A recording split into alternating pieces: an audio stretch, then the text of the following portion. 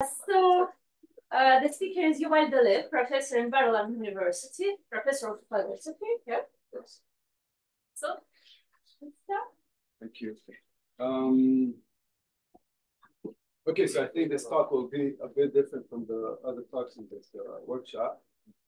Also because I'm not a mathematician, obviously. Can you raise your voice, please? Raise my voice? Ooh, it's hard. Yeah. If I stand here, it's better? Yeah. I want you to see my shorts. Yeah, because the microphone is there. Oh, I see. Okay. So, as I said, this talk will be slightly different from the other talks in this workshop, partially because I'm not a mathematician, and but I do have some opinions. Maybe I'm overly opinionated with respect to some issues regarding math, physics, and AI. I also have to, in full disclosure, say that I'm slightly disposed against AI because my wife, who works in computerized linguistics, fell in love with the chat and seems to prefer chatting with the chat than with me. So I don't know. At the same time, I'm very impressed, obviously, with what some of the AI that I've been looking at can do, and I want to emphasize that because I think I may come across as saying things that are mostly negative about it. And that's not my intention. I know it's a huge revolution, and we're still waiting to see the implications or ramifications of this thing for our lives. But my question is about creativity in mathematics specifically. There's some sense in which to address the question of creativity of AI in mathematics. We should know what mathematics is, which is not something that I would like to try to answer, certainly not through some simple definition. Maybe a sub-question is, what is math about? That also is still a very general and somewhat vague question. Maybe it could be specified a little bit by asking something very naive. Does the number 7 exist? Which, I don't know, there can be various answers. Someone might say, of course it exists. For example, it's the number of planets in our solar system, not counting Earth. And two very prominent philosophers of math in the previous century, Klein and Putnam, use the fact that mathematics is applicable in the sciences, in the empirical sciences, as a strong argument in the context of the ontology of mathematics, arguing for the reality of mathematical entities on the basis of the fact that they're indispensable for empirical science. But still, obviously, the number 7 isn't just the number of planets in our solar system, not including Earth. There are various sets that include 7 objects, some of them material, some of them abstract. And there are many other questions in mathematics that leave open the question, do mathematical objects exist? So for example, is there an odd perfect number? Which is, as all of you I'm sure know, is an open question. Another open question, Goldbach conjecture, is every even number the sum of 2 primes? Here's another question, which I think is probably open as well. I haven't checked, but in the decimal expansion of pi, are there 1,000 sevens, consecutive sevens in that? So Uzi says yes. Oh, yes. Oh, it's open. Okay, so it's open. Maybe there are, maybe there aren't. And all these are, in a way, existence questions, right? They're ontological questions. We're asking about a certain entity that we supposedly can describe, whether it exists or not. Just that in what superficially can look like an analogous manner in which we do that in the empirical sciences, right? There was a time in which there was a question whether there's another planet next to the sun, between the sun and Mercury, right? And it was given a name, Vulcan, for the same reasons that it was conjectured that Neptune exists.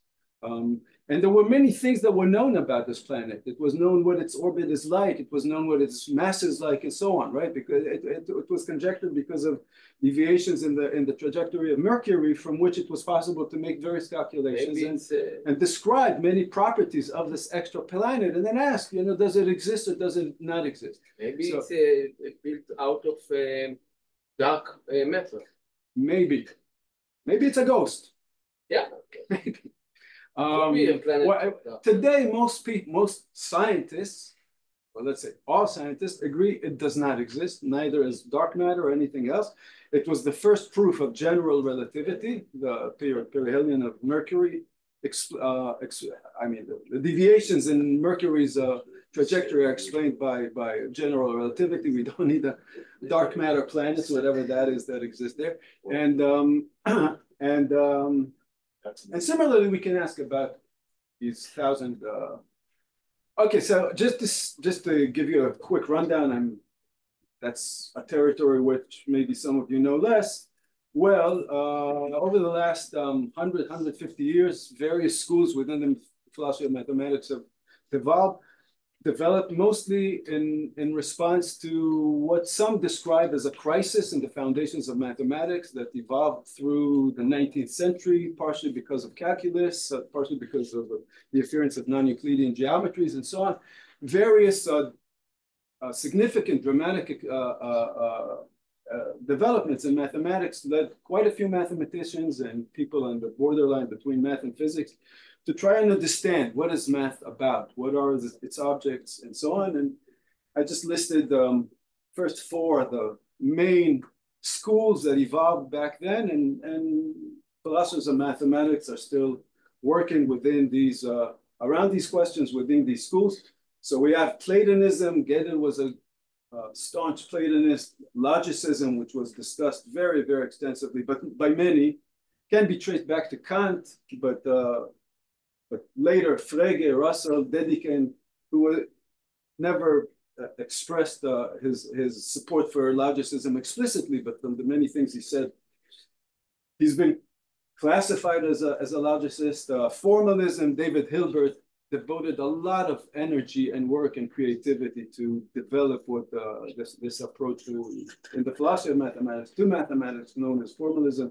Bauer is the most prominent name associated with intuitionism. There's structuralism, predicativism, and others, which I didn't list. These are the main options you find within the philosophy of mathematics, and it's a very, very lively field of activity in philosophy to this day. And I highlighted somewhat Platonism and intuitionism because I wanted to talk about them a little bit. And so just a very, very cursory, very brief introduction to Platonism. Very active today? Excuse me? Very active today? Yeah. Yes, very active. Why wouldn't they be? Yeah. Well, I mean, it's a good question that I will want to get back to in the end.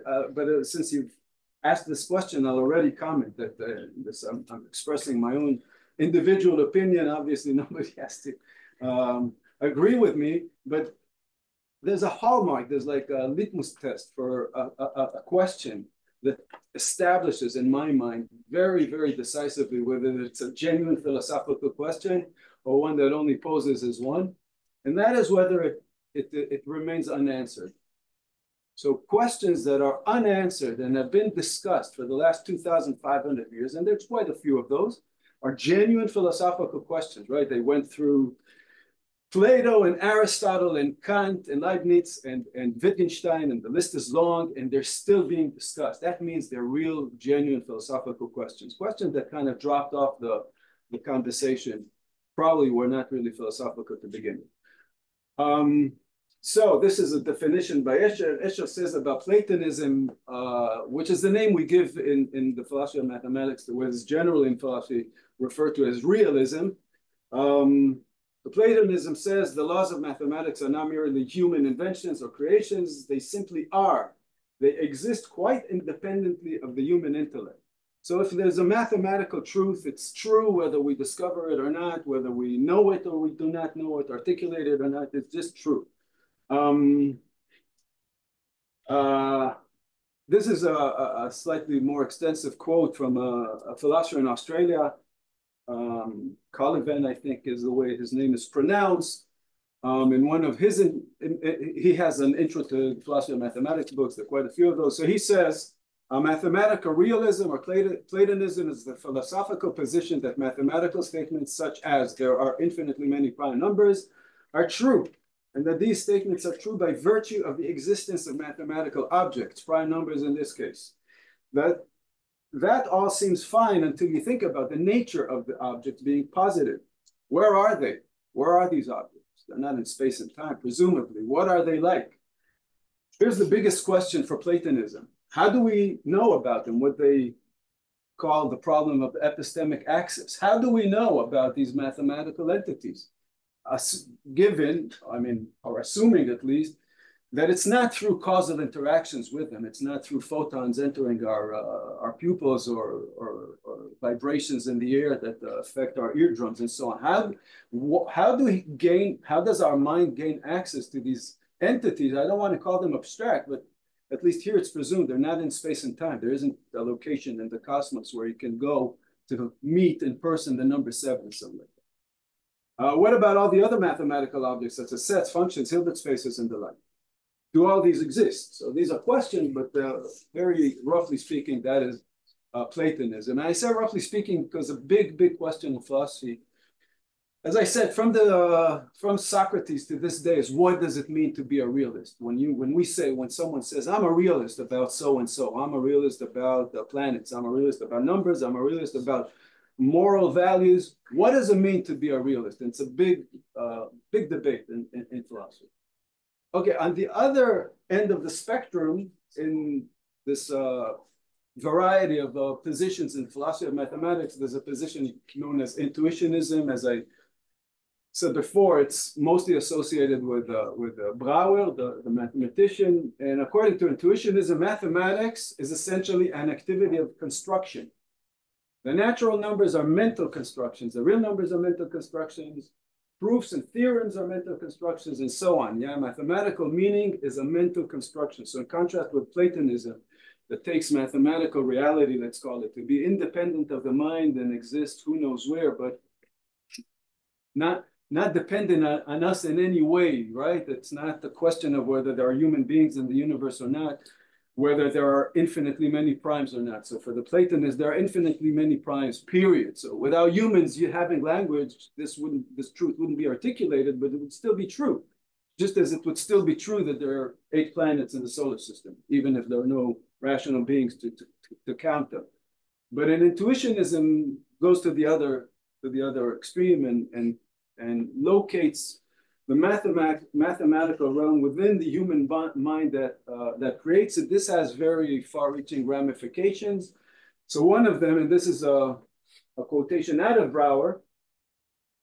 I'll read it very quickly. He says, the long belief in the universal validity of the principle of excluded third, or what we call bivalence. So basically, the belief that every proposition is either true or false, right? So the disjunction, P or not P, is always true. The belief in that in mathematics is considered by intuitionism as a phenomenon of history of civilization. So it's not a universal law of logic or something like that. It's a product I'm adding here, a contingent history of the way humans came to think about things.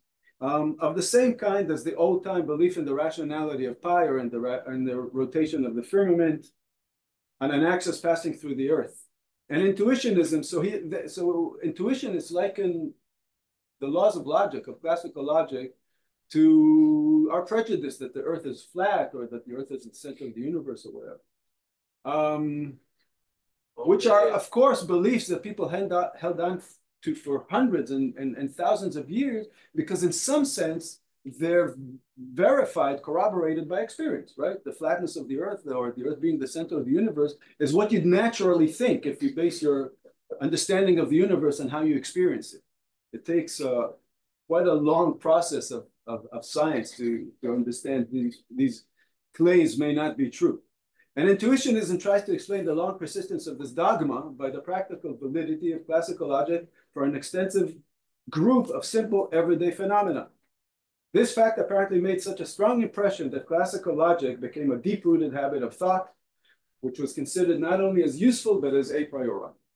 I hope I've made clear that intuitionism, on the one hand, subtilizes logic, and on the other hand, denounces logic as a source of truth. further that intuitionistic mathematics is inner architecture, mental architecture, and the research in the foundations of mathematics is inner inquiry. Now, for example, one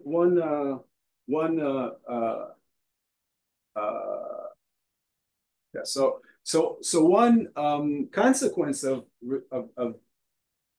rejecting bivalence as a law of logic is that various proofs, classical proofs of mathematics, no longer work. So the intuitionistic mathematicians insist on since mathematics is a construct, a mental construct, only what has been constructed is acceptable within mathematics. If you want to prove something, you got to give a constructive proof of it. If you want to disprove something or prove that something is wrong, is not the case, you have to prove it. Now, since we reject P or not P as a principle of logic, even if we assume not P, we cannot deduce from that P, right? Because double negation, the Morgenbesser thing, he had so many of those. He was like, doesn't work in intuitionistic mathematics. From assuming not P, you cannot derive P. Okay, so again, proofs by negation don't work. And I asked Uzi yesterday because I remember that Brouwer, this very same Brouwer, I mean, back many, many years ago, as he said, when I learned Brouwer's fixed point theorem, the proof was not a constructive proof. And I tried to understand why Brouwer, who was so adamant, and he wrote about this for many years, about mathematics being constructive, how is it that he's the author of quite a few non-constructive important proofs in mathematics? And another consequence of intuitionism is, since it's a construct, is that the mathematical landscape, let's call it, evolves with time. It's not a fixed, it's not atemporal, it's not outside of time. So for example, and it's constructive. So if you ask, are there 1,000 consecutive sevenths in pi? A Platonist will say, maybe yes, maybe no. We don't know. But certainly it's either yes or no. Intuitionists don't accept this either yes or no. No bivalence, right? We know what we have constructed. And if in what we know about pi, we don't have 1,000 sevenths, but we ask, are there 1,000 consecutive sevenths? Our answer should be, there is no fact of the matter. It's not a matter of we don't know. It's just that pi exists up to the point in which it's been constructed. Beyond that, it's speaking of nothing. You can't say yes and you can't say no. So it's intuitionism is very different from the way maybe intuitively, naively, and so on we think about mathematics. That's not exactly true. It's not true? No. Why? There's black matter there after all? No, because pi is irrational numbers and there are formula which are not related to. And on the basis of these algorithms, they've calculated the infinitely many numbers in pi. But so you're not listening to what I'm saying. No, but what we have is a finite. The existence of pi. Yes. Is infinite. So maybe you could say, but the whole pi doesn't exist. That's what they're saying. The whole point but that's not what you said. You said that pi exists. So let's have this discussion later. Okay? What I said is precisely the way it is. The mathematical landscape, including pi, evolves with time. Pi, like everything else in mathematics, you can shake your head all you want, but pi doesn't exist because there is no way to. Pi exists. We use it in engineering. We use it in physics. We use it in many.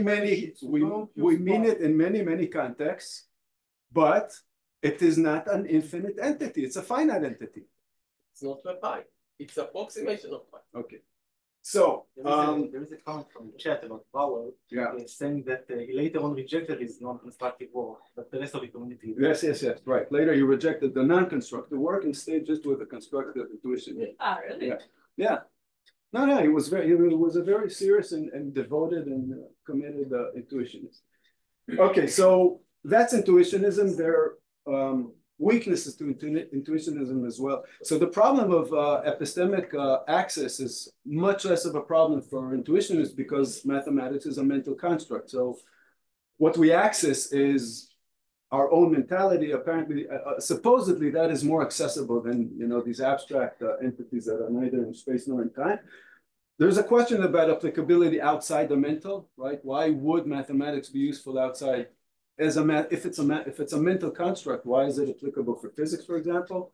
And there are challenges, Tzvika, for dealing with the infinite, because intuitionistic mathematics would, and I should emphasize this, for Brouwer, intuitionism wasn't just a position in the philosophy of mathematics. It was a mathematical methodology, right? There's ways, and I think to this day there are mathematicians who count themselves as intuitionistic mathematicians, and they do math a bit differently than the way classical mathematicians do. Okay. So now I want to try to approach a domain which I confess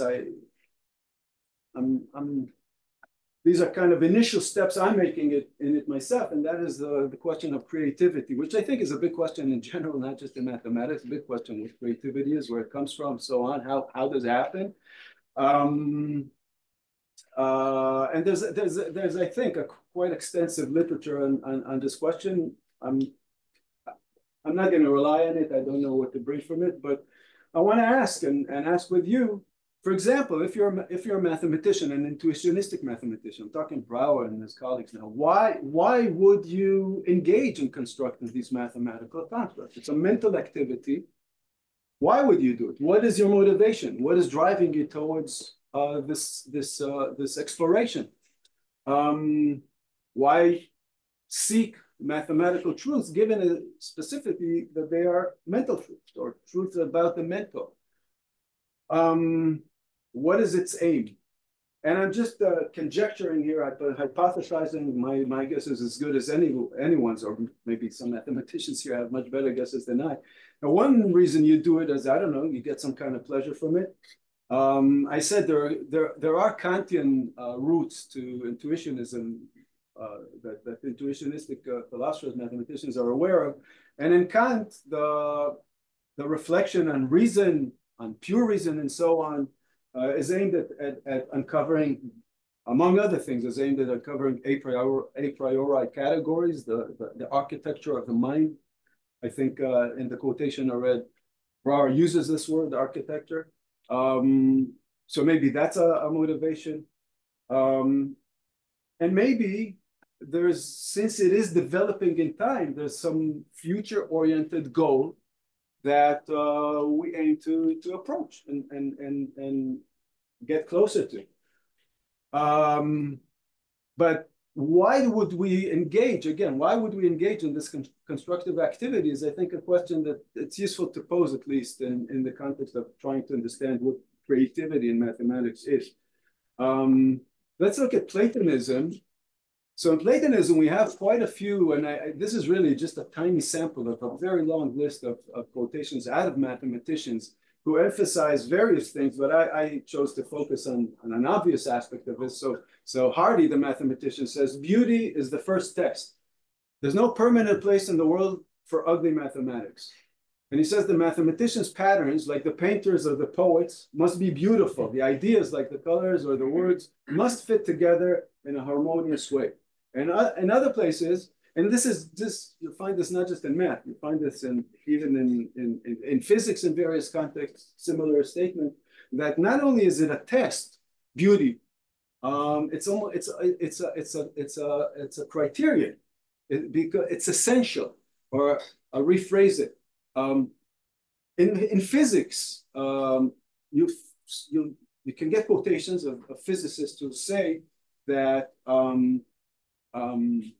something is true because it constitutes the best explanation for a certain phenomenon, right? It's called inference to the best explanation, or abduction.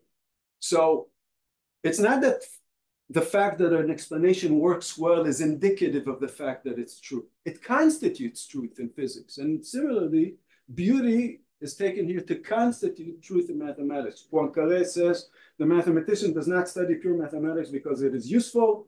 He studies it because he delights in it, and he delights in it because it is beautiful. It's not useful, but beautiful. Okay, why do I bring these things?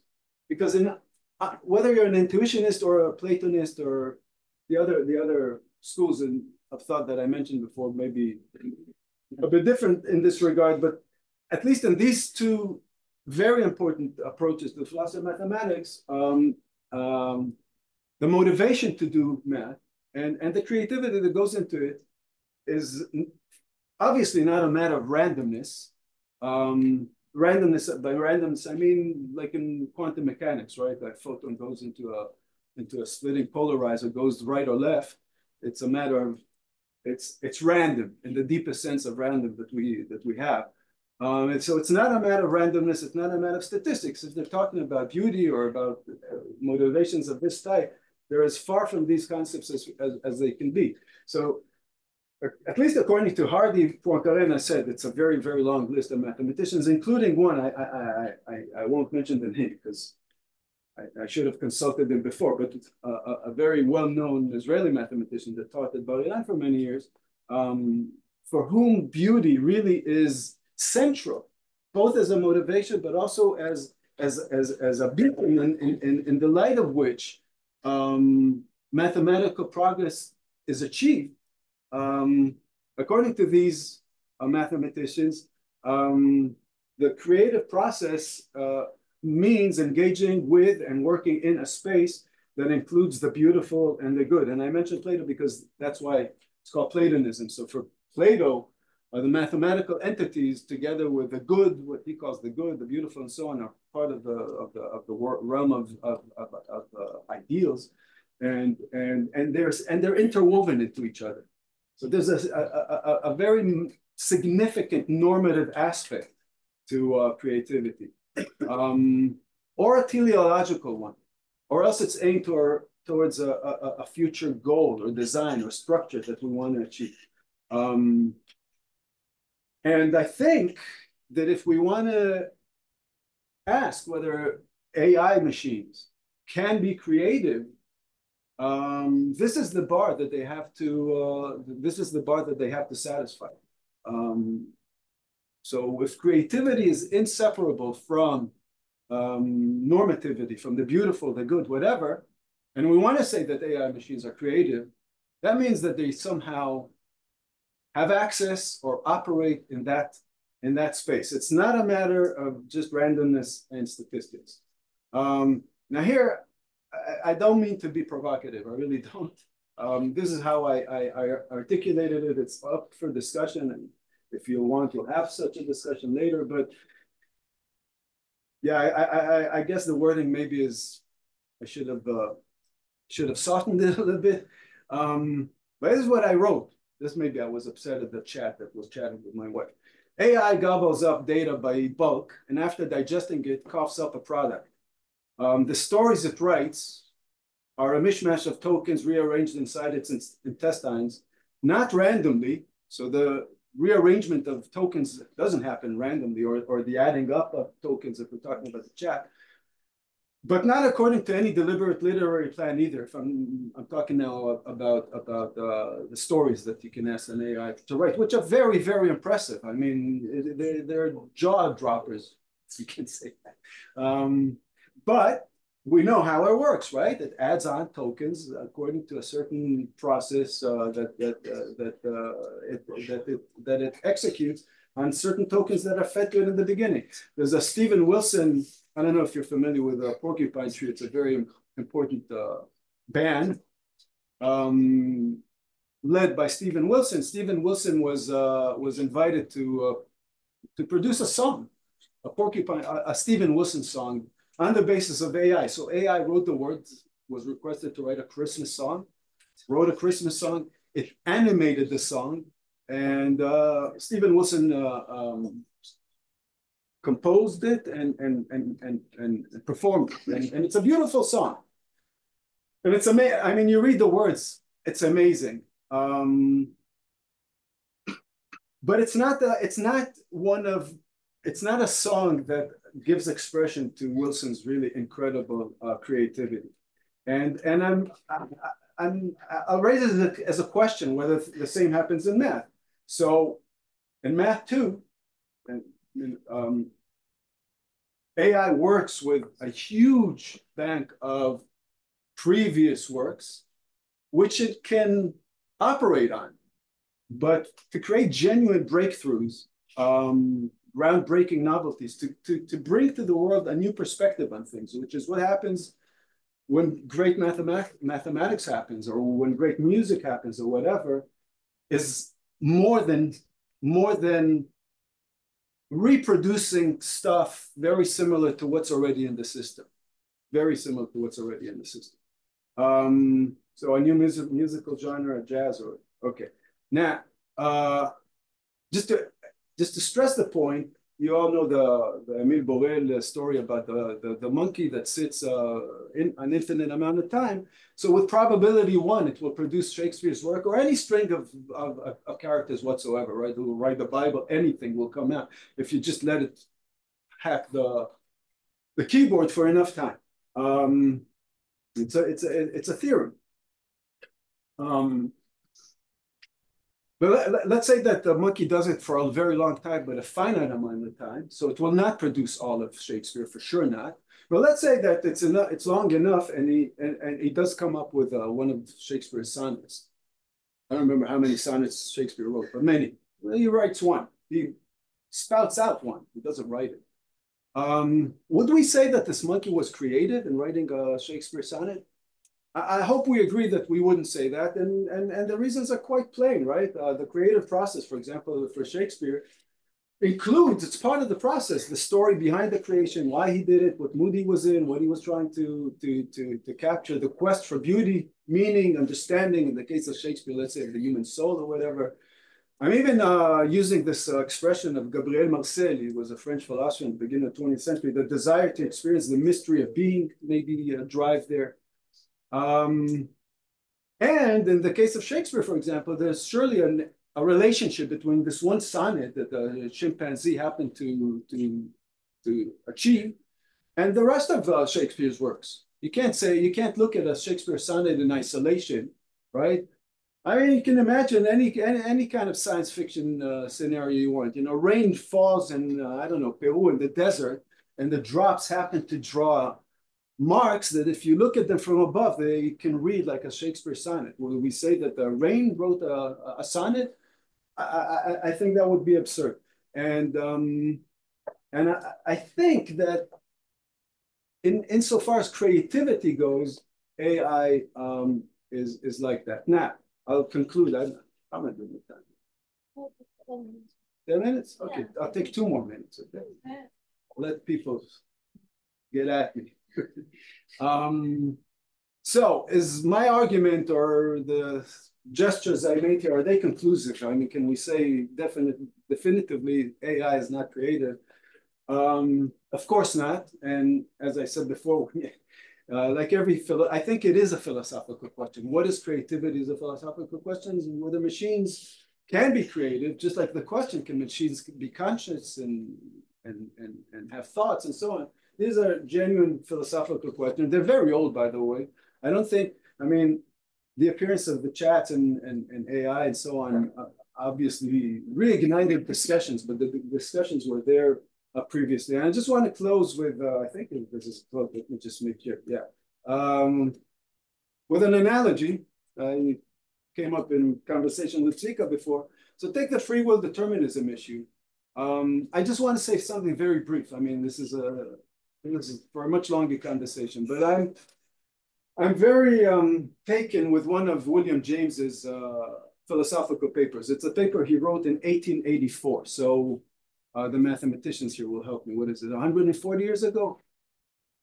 Yeah, right? Something like that, where it's 2024. So it's 140 years ago, William James delivered the paper to the students at the Harvard Divinity School or something like that, on the question of free will and determinism.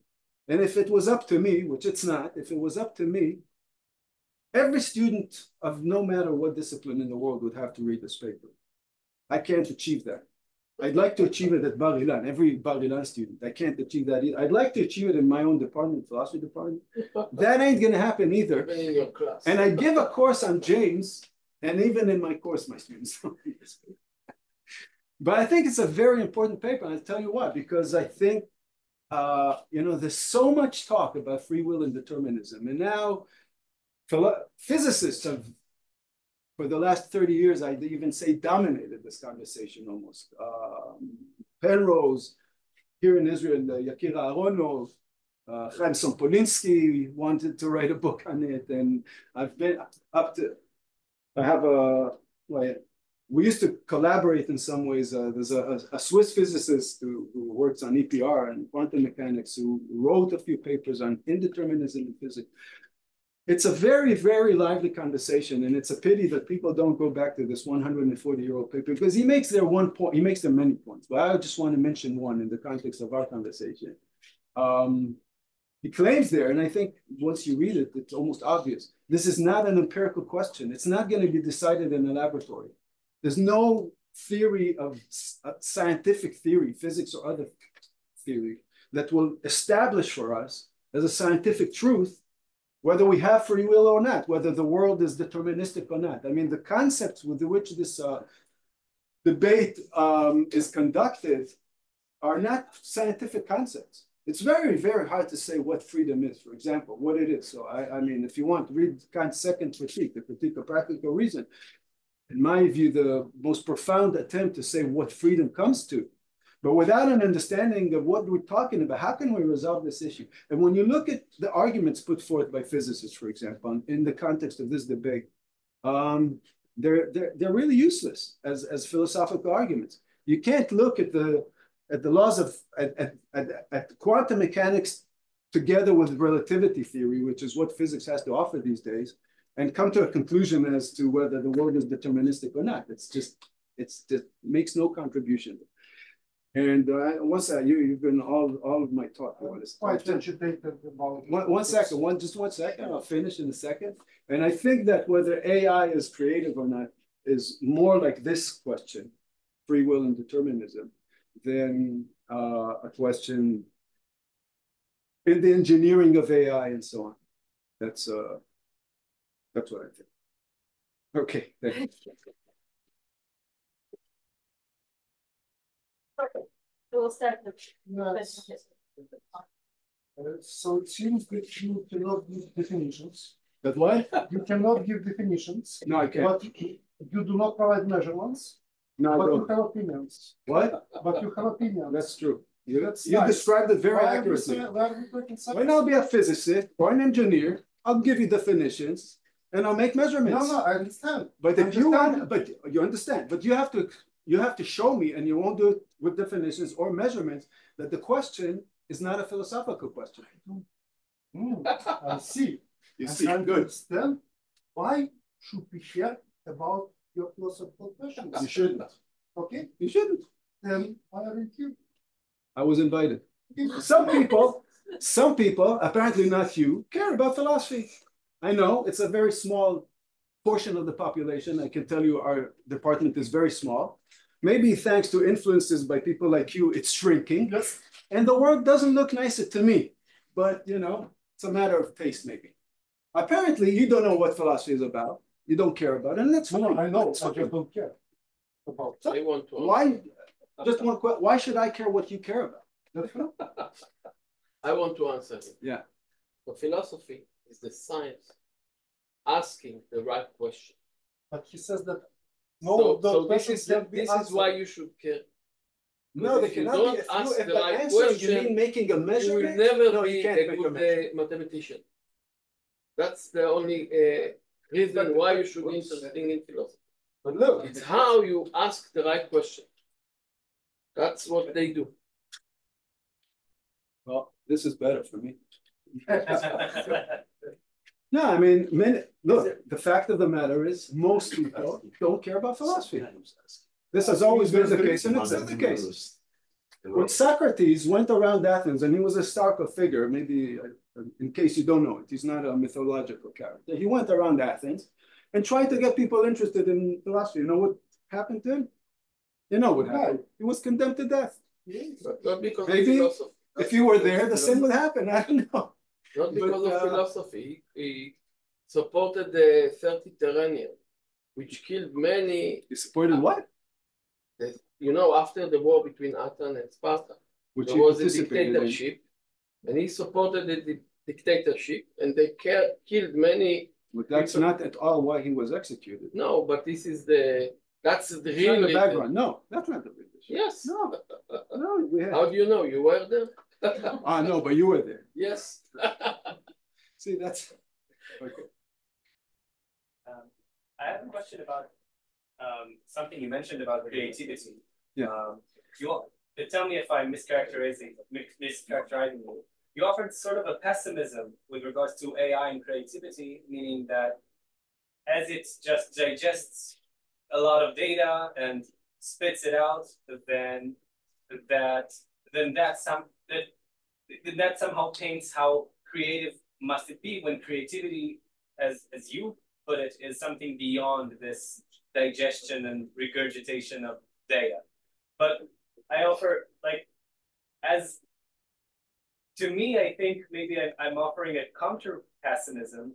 Is it though that different? Aren't humans just, listening to things they watch and see? Aren't we completely controlled by our senses and our processing, and the things that we spit out, however much we perceive them as creative, are just the same, maybe with a better machinery?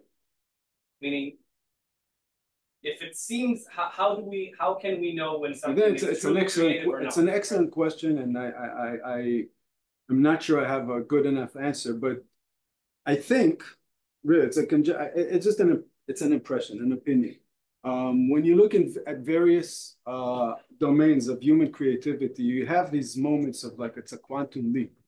So I'd say in philosophy, Kant is such a moment. Wittgenstein is such a moment. I can give you some analogies in music, maybe a little bit in the arts, in the visual arts, which really looks like a perspective on reality that was not imaginable before, that creative genius brought it about. I mentioned Poincaré. Poincaré had all the materials Einstein had for articulating the special theory of relativity and then the general, and he didn't. He didn't. I think historians of physics still try to understand what is it about Einstein's thought process that led him to this.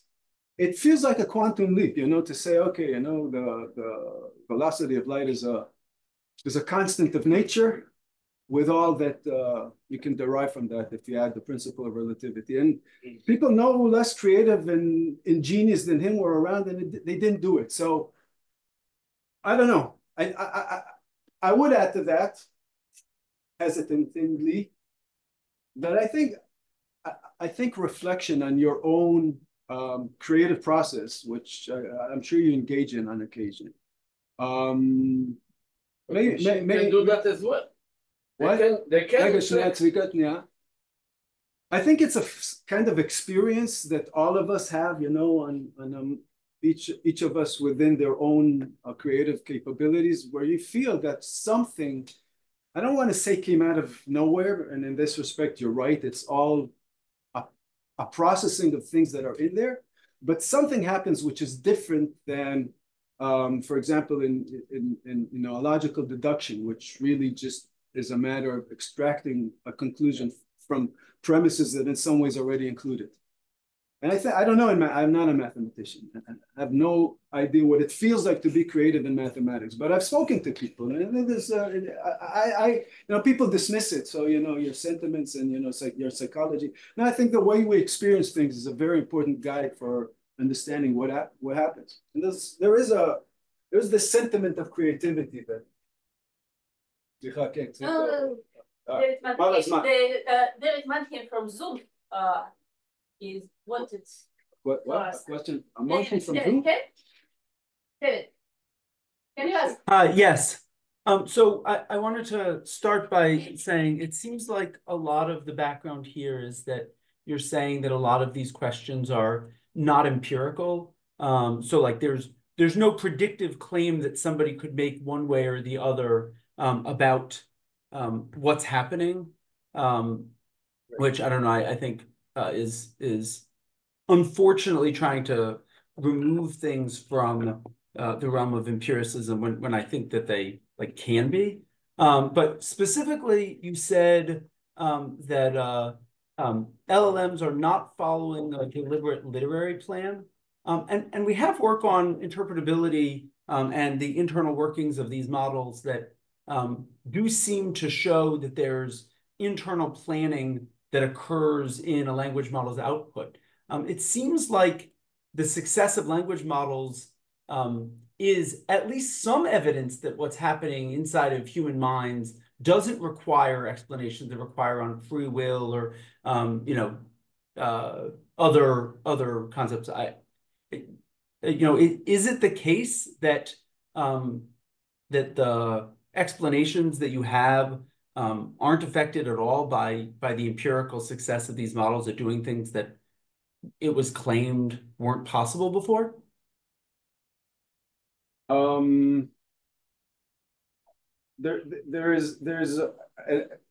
may miss your point here, but it's been claimed for centuries now, right, that philosophy is what people do before there are the scientific tools that enable dealing with the questions scientifically, and that science constantly takes up more and more grounds that were previously discussed by philosophers. And of course, in a way, that is true, but that's why I said that at some point in my talk, I said I think there are genuine philosophical questions are questions that are outside the realm of the empirical, always were, and if to make a prediction, always will be, because we don't have the conceptual means with which to understand how they could be articulated as empirical or scientific issues. And I think the same goes here. The basic question of meaning and interpretation, I think, is not an empirical question. Now, the fact that you have LLMs that are doing things that are emulating, simulating, modeling, or doing things that seem to be very much like what happens in our brain, that may be the case, but the fundamental question of semantic meaning, for example, the issue that Wittgenstein devoted his life to, still remains outside the empirical, even in terms of the research questions that we articulate in order to make advancements there. So while machines obviously are doing more and more things and doing amazing things, I at least don't think that it impinges upon the fundamental conceptual questions of what's meaning, what is beauty, what is teleological aims, what is time? What is time?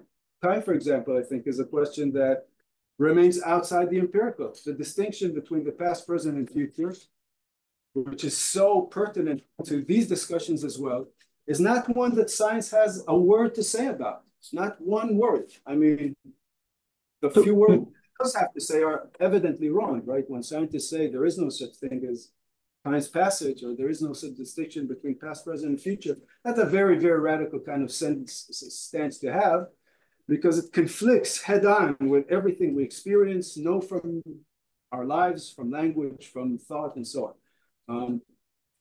So there are questions that remain outside science. You've said, though, that there were conceptual revolutions that have occurred in philosophy. I believe you mentioned Kant, and I think that's absolutely correct.